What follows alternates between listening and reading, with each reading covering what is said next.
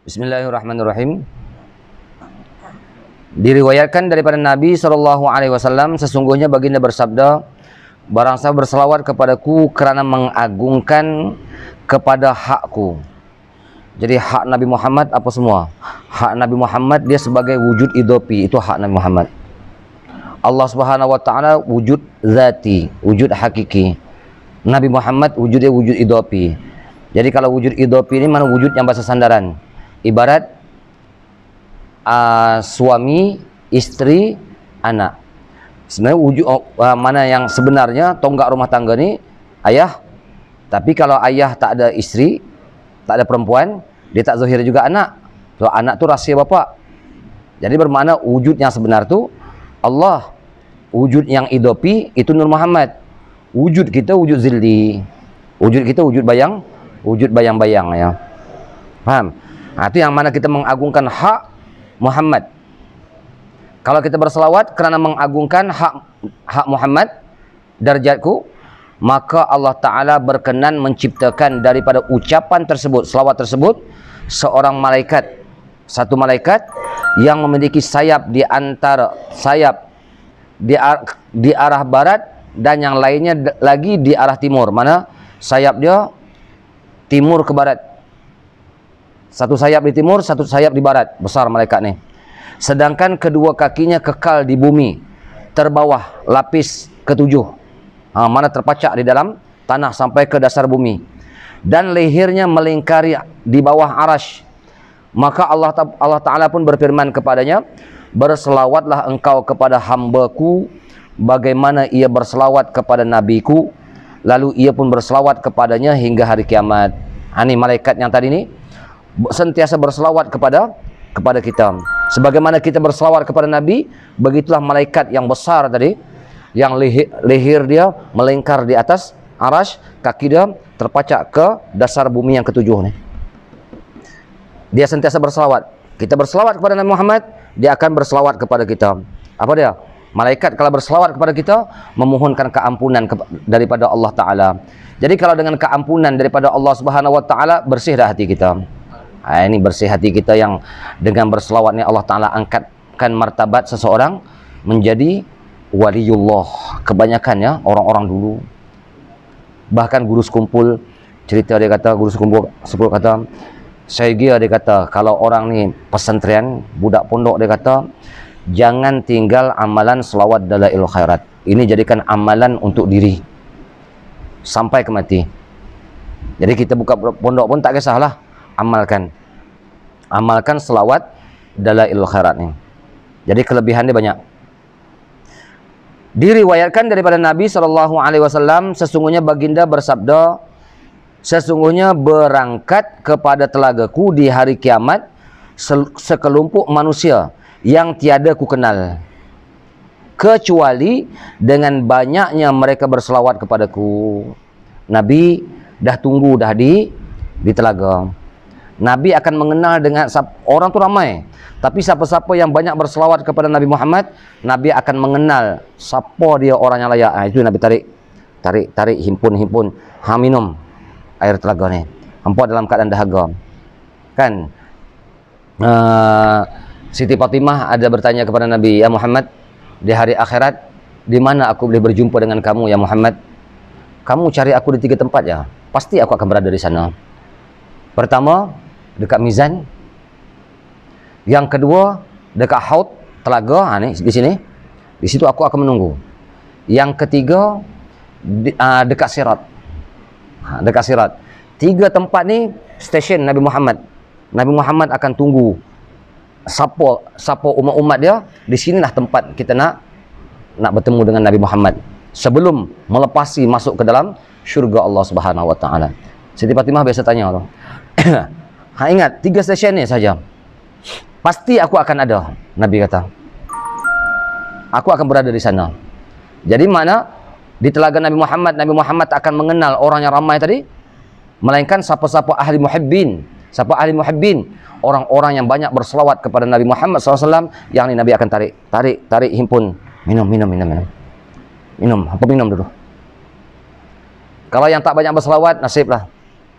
Siapa yang banyak berselawat, ini akan dapat minum telaga terlebih dahulu. Memang diberi keistimewaan oleh Rasulullah. Sebab apa? Sebab orang tu ingat pada dia. Kalau kita ingat kepada Nabi Muhammad ingat tak pada kita? Nabi Muhammad ingat. Terus saya kata salam kita ni, selawat kita dijawab oleh rohaniah Rasulullah di maqam dia. Di maqam Nabi Muhammad akan jawab, Allahumma salli ala Muhammad. Ni umat aku yang ingat pada aku, ni umat aku yang ingat pada aku, ni umat aku yang ingat pada aku. Seolah kata macam tu. Kita tak nak ke kemuliaan macam tu? Cukup kalau di hati tu ada ingatan, cukup dah. Orang ni dia akan dipandang oleh Allah, dipandang oleh Rasulullah di hari kiamat nanti. Diriwayatkan daripada Nabi, sesungguhnya baginda bersabda, barang siapa berselawat kepadaku sekali berselawat sahaja, maka Allah Ta'ala pun berselawat kepadanya 10 kali, sebagaimana kita hurai tadi. Barang siapa berselawat 10 kali, 10 kali. Kalau dalailul khairat bukan 10 kali lagi. Satu selawat kita minta gandaan berapa kali? 1000 kali. Satu kali kita berselawat, Allahumma salli ala sayyidina Muhammad, mana gandaan dia? Alfa marrah, kan? Ingat tak? Alfa marrah. 1000 kali ganda ila yaumil qiyamah, sehingga hari kiamat. Sekali kita berselawat di dalailul khairat. Ya Allah. Jadi itu bukan juta lagi tu. Bilion sampai tak nak bilang lah. Kita minta berselawat kepada Nabi Muhammad. Barang siapa berselawat 10 kali, maka Allah Ta'ala pun berselawat kepadanya 1000 kali. Dan siapa berselawat 1000 kali, maka haramlah jasadnya atas api neraka. Jasadnya haram api neraka. Jadi maksud kata jasad haram api neraka pada di atas dunia Allah Ta'ala tunjuk dah macam mana orang-orang yang Allah Ta'ala haramkan jasad daripada api neraka, Allah Ta'ala bimbingkan kehidupan dia berakhlak dengan akhlak Nabi Muhammad SAW, patuh dengan syariat Allah Subhanahu Wa Ta'ala, dan mereka akan mengenal Allah Ta'ala. Orang-orang macam ni yang layak haram api neraka. Jadi di atas dunia Allah Ta'ala bagi al-jannatul ajilah dah, syurga yang Allah Ta'ala segerakan, syurga ma'rifat kepada Allah Subhanahu Wa Ta'ala. Dan Allah menetapkan, yang ini tidak melupakan, dengan ucapan la ilaha illallah, baik di dunia maupun di hari akhirat, ketika ditanyai di alam barzakh. Ini yang selalu saya sebut apa dah? Yusabbitullahu allazina amanu bil qawli sabit. Allah Ta'ala teguhkan hati orang-orang yang beriman dengan perkataan yang teguh. Mana perkataan yang teguh tadi? Itulah la ilaha illallah Muhammadur Rasulullah. Perkataan yang teguh. Yang kita banyak berselawat kepada Nabi Muhammad, insya-Allah Allah Ta'ala akan bukakan, Allah Ta'ala akan tetapkan ingatan kita ketika hidup di atas dunia. Jadi hidup kita hidup dengan zikrullah.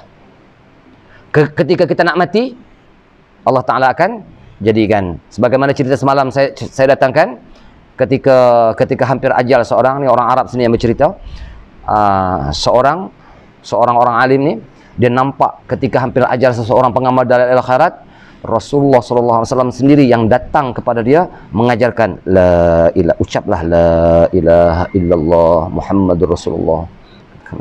Dah Rasulullah mengajar, nak apa lagi sebenarnya? Kalau dah Rasulullah mengajar, habis. Yang ni, ini orang yang memperbanyakkan berselawat kepada Nabi Muhammad SAW. Dan Allah Ta'ala jadi Allah Ta'ala tetapkan kalimat la ilaha illallah. Jadi maksud kalau Allah Ta'ala tetapkan kalimat la ilaha illallah, lagi satu apa maksud dia? Allah Ta'ala bukakan kepahaman makna la ilaha illallah dengan pembelajaran kita, insya-Allah. Itu yang saya kata, bila orang berzikir, berselawat, dia terbuka ilmu-ilmu. Kadang bila kita belajar, mungkin saya sebut sekali dua, oh nampak macam ni kau Ustaz, Masya Allah, terbuka terus kepahaman tersebut, kejap di dalam hati kita, daripada banyak berselawat. Ini Tok Dala dia amal selawat. Tok Dala ni amal lum'atul aurat, daripada pagi sampai ke malam khatam dibaca sekali dalam akhirat. Lum'atul aurat, bukan dalam akhirat, lum'atul aurat. Ini Tok Dala amalan dia. Waliullah besar tu, waliullah besar. Allah Ta'ala bukakan jalan. Jadi kita ni ambil jalan kasih sayang, orang panggil. Tahu jalan kasih sayang, jalan rindu, jalan cinta. Berselawat pada Nabi Muhammad. Tak rugi kita berselawat. Okey. Jadi Allah Ta'ala bukakan kepahaman makna la ilaha illallah. Dan Allah Ta'ala memasukkan ke dalam syurga. Dan selawatnya akan sampai kepadaku. Ini kita berselawat. Itu yang saya kata, Nabi Muhammad jawab tak? Selawatnya sampai kepadaku dan menjadi nur cahaya pada hari kiamat di atas sirat. Itu orang panggil percikan nur Muhammad. Itu yang di hari kiamat di atas sirat.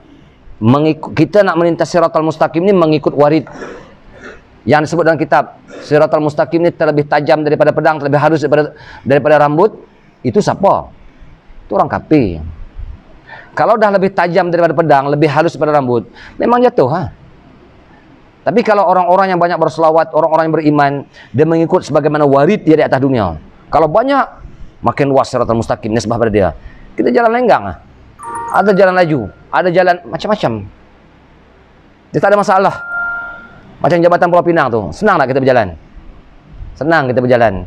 Hayang tu kalau orang banyak berselawat kepada Nabi Muhammad. Tapi kalau tak mau berselawat, orang panggil cinta tu tak ada. Nabi nak bantu macam mana? Saya nak tanya. Yang Nabi doa, Allahumma sallim sallim, ya Allah selamatkanlah dia, ya Allah selamatkanlah dia. Di mana lekat doa tu pada kita ketika kita melintas siratal mustaqim?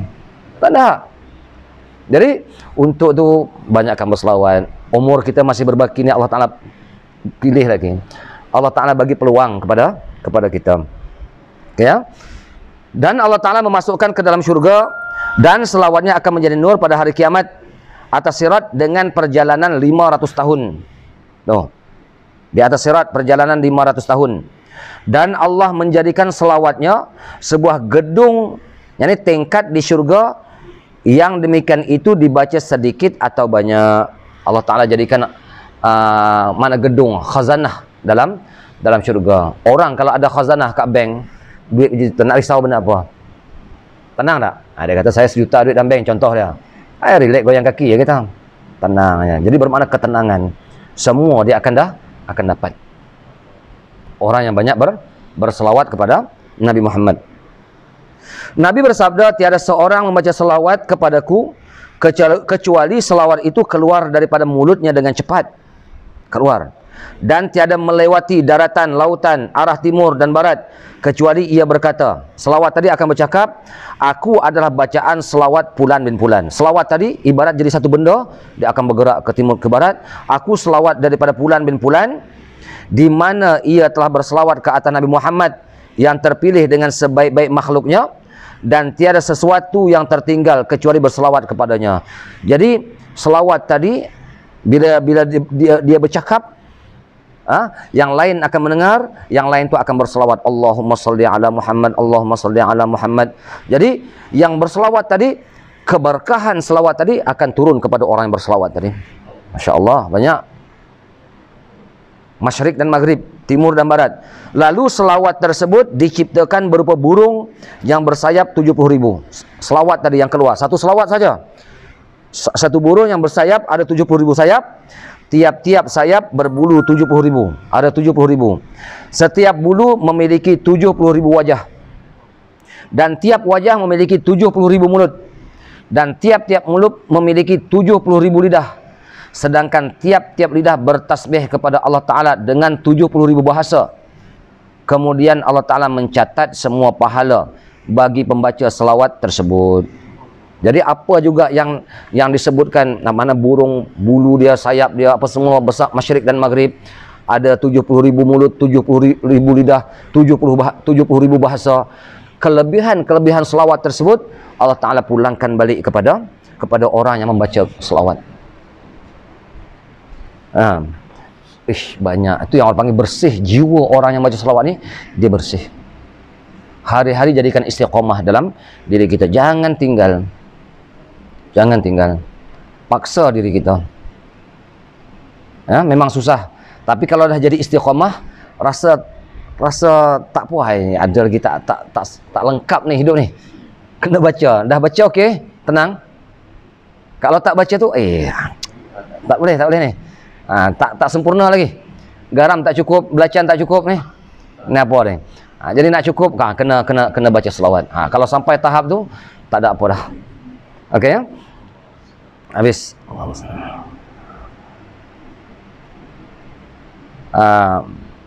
Daripada Sayyidina Ali bin Abi Thalib, Rasulullah bersabda, barang siapa membaca selawat pada hari Jumaat 100 kali, maka datang ia kelak di hari kiamat, yakni mahsyar, dengan membawa nur. Sama juga ya, tadi dia ada nur.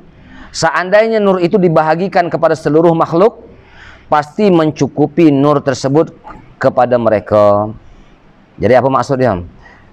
Orang-orang yang banyak berselawat kepada Nabi Muhammad SAW, dia boleh tarik orang lain. Dengan nur tadi, kalau dibahagi pada seluruh makhluk, cukup. Jadi kepada siapa nih yang kita kasih di atas dunia nih? Dia mesti ada orang-orang yang kita kasihi, orang-orang yang kita, terutama keluarga-keluarga kita, sahabat-sahabat kita, itu orang-orang yang dekat dengan kita tuh. Dia akan cari. Dia akan cari siapa dia orang-orang yang layak. Nur tersebut bagi. Banyak nih, simpan banyak-banyak. Kan? Baca selawat. Tak usah fikirlah pahala-pahala apa ni, tak usah fikir. Dan disebutkan dalam satu bahagian riwayat, tertulis di tiang arash tulisan sebagai berikut. Tulisannya, siapa yang rindu kepadaku, yakni Allah, maka aku mengasihinya. Aku kasih. Rindu pada Allah Ta'ala, aku kasih. Tapi kalau nak rindu kepada Allah Ta'ala, kena rindu pada Nabi Muhammad tak? Dia tak akan dapat rindu pada Allah Ta'ala, melainkan kena rindu pada Nabi Muhammad. Sebenarnya rindu kepada Nabi Muhammad tu rindu pada Allah. Rindu kepada Muhammad, hakikat dia rindu pada Allah. Jangan kita pakai langkah wasilah, kita tak ada pakai langkah tangga. Tangga tak mau pijak anak tangga, terus langkah ke atas. Mana sampai? Tak boleh. Jadi siapa-siapa yang rindu kepadaku, Allah Ta'ala kata, maka aku mengasihinya. Bermakna kalau dah kasih, Allah Ta'ala pandang tak kita? Allah Ta'ala pandang dengan pandangan rahmat. Sesiapa yang memohon kepadaku, maka aku memberinya. Sesiapa yang mendekat kepada aku dengan membaca selawat. Itu cara kita nak menghampirkan diri kepada Allah Ta'ala, dengan bacaan selawat. Cara kita menghampirkan diri dengan berselawat kepada Nabi Muhammad, maka aku akan mengampuni dosa-dosanya, meskipun dosa-dosanya itu sebanyak buih di lautan sekalipun. Nak apa lagi sebenarnya? Jadi cara dia nak mendekatkan diri kepada Allah Ta'ala, cara dia banyak berselawat. Itu Allah Ta'ala akan ampunkan, bersih. Bila dah bersih, sebenarnya masalah kita masalah apa sebenarnya? Satu je masalah kita. Masalah hati. Faham? Hati nurani tu, bila nurani tak ada, dia jadi hati tinggal seketui jantung tu, yang pam darah tu ya. Orang kafir pun ada. Tapi kalau hati tadi berisi dengan nur, ya, berisi dengan nur, dia tak ada masalah. Dia akan terbuka lah ma'rifat. Masalah yang terhijab tadi, sebab apa terhijab? Hati kita, hati yang dalaman tu. Masalah dosa ya. Masalah dosa. Ni yang kita lupa Allah Ta'ala dalam sedetik tu. Bagi perjalanan orang-orang sufi, dah kira dosa tak tu? Dah kira dosa tak? Jadi cerita dia banyak tak dosa kita sehari-hari? Banyak dosa kita. Kadang-kadang kita lupa berselawat, kadang-kadang kita lupa berzikir. Ketawa, seronok ketawa, habis. Tak ingat.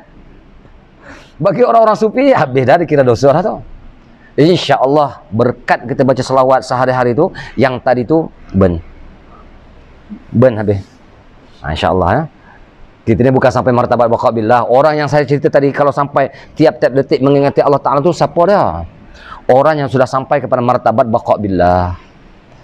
Kita ni fana pun tak tentu lagi fana ni. Masih lagi salik kepada Allah Subhanahu Wa Ta'ala. Mudah-mudahan Allah Ta'ala bukakan, lorongkan kita. Allah Ta'ala angkatkan martabat baqa billah. Orang yang sampai kepada martabat baqa billah, orang yang hati sudah bersih, yang ingatan dia dengan Nabi Muhammad, dengan Allah Ta'ala sentiasa tak putus. Yang kalau dia melupai itu, bermakna dia hukum diri dia dengan murtad. Memang tak murtad lah dia, sebab ingatan dia dah sentiasa. Kan? Yang ni kadang kita minta, mudah-mudahan Allah Ta'ala beri kekuatan kepada kita. Okey. Diriwayatkan daripada sahabat, sesungguhnya Nabi bersabda, tiada majlis yang di dalamnya dibacakan selawat kepada Nabi Muhammad. Yang ni siapa yang buat ni? Di Yaman. Di Yaman ni, bila buat program, habis program, mula-mula baca Fatihah ila hadratin Nabi. Habis program, apa juga program, hatta rohah, tiap-tiap petang rohah tu, dia ditutup dengan 2 qasidah selawat pada Nabi Muhammad. 2 ke, 3 ke, 1 ke, paling-paling tidak 1 qasidah. Dalam majlis tu dibacakan selawat kepada Nabi Muhammad. Di Yaman tiap-tiap petang, Rauhah depa ni mesti ada selawat. Kita ya tak ada di sini. Majlis ilmu kita kalau boleh kalau ada guru qasidah cantik lah ya. Guru qasidah bagi 2-3 qasidah habis. Tiap-tiap minggu kita dengar. Dia merasa kita dah mengaji, lepas tu kita berselawat, dia akan menjiwai, merasai Allahu Akbar. Macam mana kasih rindu kepada Nabi Muhammad ni. Okay. Jadi tengok dia kata, tiada majlis yang di dalamnya dibaca selawat kepada Nabi Muhammad kecuali semerbak daripada majlis itu bau harum sehingga sampai ke tengah-tengah langit. Lalu malaikat berkata, ini adalah selawat kepada Nabi Muhammad yang dibaca di dalam majlis itu. Bermakna malaikat iktiraf majlis yang kita lakukan. Bila dalam majlis tersebut dibacakan selawat, malaikat iktiraf. Bila dah malaikat iktiraf majlis tersebut, insya-Allah berkat madat tu turun di dalam majlis.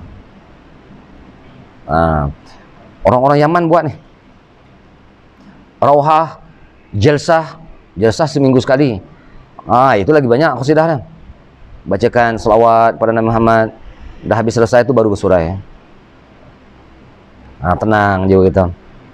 Kan?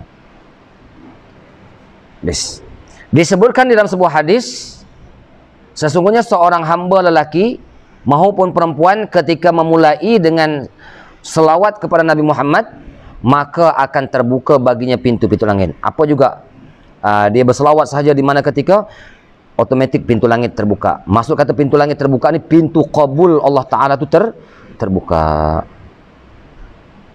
Masalah kalau amalan banyak, pintu qabul tak terbuka, sia-sia. Cuba dengar syair Saraba 4 ataupun Sindiran Wali. Dia kata, semua tadi yang saya cerita tak ada lain hakikatnya hanya Rasulullah. Cuba saya tak ingat kat kalam dia. Tak ada lain, dia kata hanya Rasulullah, dia kata. Dia dah nampak lah tu. Semua tu dia kata hanya Rasulullah. Apa Rasulullah? Rahsia Rasulullah ni ke seluruh alam ni. Dia dah nampak dah. Tak ada lain, dia kata Rasulullah sallallahu alaihi wasallam. Tu orang yang dah mengenai. Jadi pintu qabul terbuka tak? Bahasa dia apa dia? Kita minta dengan ayah je kah? Pergi kat mak. Mak nak ni mak. Nak RM20 nak beli ni. Mak pandai sat je mak minta. Mak minta mesti dapatnya. Cakap betul. Abah dia kalah dengan mak. Abah dia kalah dengan mak. Tapi kalau kita direct dengan abah, nak berapa duit? Membazir. Kita pun tak berani dah, mata bersinar. Kan? Abah mata bersinar, takut. Tapi mak jangan. Mak tu kalah. Ya, ibarat kata, kalau Nabi Muhammad sendiri yang minta, maknanya ibarat kita berselawat, insya-Allah pintu qabul Allah Subhanahu wa taala terbentang luas, terbuka. Benteng mana terbuka baginya pintu-pintu langit, benteng alam ghaib terbuka, alam-alam ghaib Allah Ta'ala bukakan. Maksud alam ghaib ni bukan nampak jin. Maksud alam ghaib ni alam rahsia, alam malakut, alam jabarut, alam lahut. Di situ Allah Ta'ala bukakan alam-alam ni. Tu yang bila kita mengaji, kita berselawat, kita mengaji, sat ia terbuka. Sat ia terbuka. Jadi Allah Ta'ala bukakannya benteng-benteng ghaib sehingga sampai ke arash, maka tiada satu pun malaikat di langit terkecuali berselawat kepada Nabi, dan mereka memohon ampun buat hamba tersebut dengan apa yang dikehendaki oleh Allah Ta'ala. Dah kalau keampunan tu yang Allah Ta'ala bagi, ya, keampunan tu yang Allah Ta'ala bagi, habis kita nak apa? Tu hati. Masalah sekarang, masalah hati. Kalau dah hati kita bersih, nak apa? Makrifat Allah Ta'ala terbuka tak? InsyaAllah. Baginda bersabda, sesiapa yang mengalami kesukaran untuk memperolehi hajat banyak, maka perbanyakkan membaca selawat kepadaku. Ni dalail khairat. Ni dalail khairat ni contoh dia. Ada nak kematian ke, ada sakit ke. Ini amalan orang Aceh. Orang Aceh ya. Orang sakit yang payah-payah ke, buat majlis himpun, baca dalail khairat. Hadiahkan kepada dia. Orang yang dah mati, bacakan tahlil, bacakan dalail khairat, hadiahkan kepadanya. Ini amalan Aceh daripada berzaman sampai sekarang ni. Di Aceh amalan dia macam tu. memang jadikan satu tradisi ke seluruh Aceh, jadikan satu amalan. Jadi bila ada hajat besar-besar, kalau boleh ada hajat besar ni, bacakan sekali khatam. Bacakan sekali khatam, dah khatam tu, lebih lagi sampai tempat doa ada, ya Allah ya Rabbi tu, istajib da'wati, ingat tak? Ya Allah ya Rabbi, berhenti. Saya bila sampai situ berhenti, doa yang saya bawa dalam sembahyang yang panjang apa semua tu, selalu yang saya kata doa Rasulullah apa semua tu, saya akan baca doa tu. Lepas tu doa untuk anak-anak kita, Allahumma hab lana min ladunka dzurriyyatan thayyibatan innaka sami'ud du'a. Kita fokus. Ni anakku. Ni anakku yang kedua, ketiga, keempat contoh dia. Lepas tu kalau saya lah, lepas tu baru saya akan Allahumma hab lana min ladunka dzurriyyatan thayyibatan innaka sami'ud du'a kepada murid-murid aku. Lepas tu baru kita sambung dengan doa, Allahumma faqihhum fid din, ya Allah beri faqih oleh kamu pada mereka itu dalam agama, wa alimhu ta'wil, alimkan mereka itu dengan takwil, wahdihim ila siratal mustaqim. Itu doa biasa saya buat, memang saya akan masukkan semua. Jadi saya fokus semua anak saya tu. Waktu saya fokus pakai umum, Allahumma hab lana min ladunka dzurriyyatan thayyibatan innaka sami'ud du'a, pada seluruh murid-murid yang mengaji dengan saya. Bawa ketika kita berdoa di situ. Mudah-mudahan ada keberkatan, ada kebaikan. Habis. Maka mana Allah Ta'ala bukakan ya. Baginda bersabda, sikit ya, mungkin tak habis lah malam ni. Baginda bersabda, sesiapa yang mengalami kesukaran, dah baca dah ya.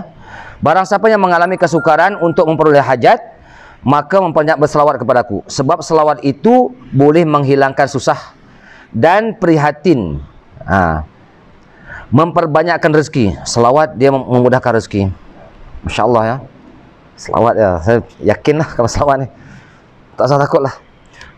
Sampai masa mesti ada lah, tak putus. Rezeki dia agak murah. Banyakkan selawat ya, insya Allah. Ada aja rezeki kita, insya Allah. Habis rezeki kita mati. Dan terpenuh segala hajat dia. Mana segala hajat akan tertunai dengan kita memperbanyakkan berselawat kepada Nabi Muhammad. Kita baca satu hadis lagi. Hadis lagi. Daripada sebahagian orang soleh sesungguhnya berkata, iya aku bertetangga, mana berjiran dengan seorang penulis naskah, lalu ia mati. Kemudian aku melihat dalam mimpi, lalu ia bertanya, aku bertanya kepadanya, apa yang telah diperbuat oleh Allah Ta'ala dengan kamu, ni jirannya. Ia menjawab, Allah Ta'ala telah mengampuni dosa-dosaku. Aku bertanya, dengan apa? Ia menjawab, aku ketika aku menulis nama Nabi Muhammad di dalam sebuah kitab, maka aku pun tiada lupa berselawat kepada baginda. Tulis nama Nabi Muhammad, Allahumma salli ala Muhammad. Sebut nama Muhammad. Sebab itu kita sebut nama Muhammad, Sayyidina Muhammad sallallahu alaihi wasallam. Dalam akhirat banyaklah tu. Banyak berselawat kepada baginda. Kemudian Allah Ta'ala menganugerahi sesuatu kenikmatan yang belum pernah dilihat mata, belum pernah didengar oleh telinga, dan belum pernah terlintas di hati manusia. Jiran di tetangga tadi dapat punca dia banyak berselawat kepada Nabi Muhammad. Kan bila tulis Muhammad sallallahu alaihi wasallam, sahibul wasilah sallallahu alaihi wasallam, sahibur rafi'ah sallallahu alaihi wasallam. Jadi mulut kita baca Muhammad sallallahu alaihi wasallam. Mudah-mudahan yang ni yang Allah Ta'ala akan zuhirkan, Allah Ta'ala akan berikan kepada kita. Masya Allah. Insya Allah ni semua peluang-peluang untuk muslimin muslimat yang mendengar hari sini. Saranan saya memperbanyakkan berselawat, mudah-mudahan terbuka segala rahsia Allah Subhanahu wa Ta'ala, terbuka melalui pintu Nabi Muhammad sallallahu alaihi wasallam. Satu sahaja jalan dia, tak ada jalan lain dah. Tak usah kita megahlah dengan amalan-amalan apa hebat. Banyak amalan apa, minta berdoa macam tu macam ni, berselawat kepada Nabi Muhammad, kita tak mau. Boleh buat amalan-amalan lain, amalan hizib bahar apa semua, tapi selawat kena ada. Ratib haddad, dalam tu ada selawat juga kan. Tapi lebih lagi kita memperbanyakkan berselawat, khusus dalam akhirat, khusus kitab selawat dan doa. Dalam ni insya-Allah pada rakaman akan datang kita akan bercerita macam mana selawat, macam mana maksud doa-doa yang ada dalam kitab Dalailul Khairat nih, insyaallah.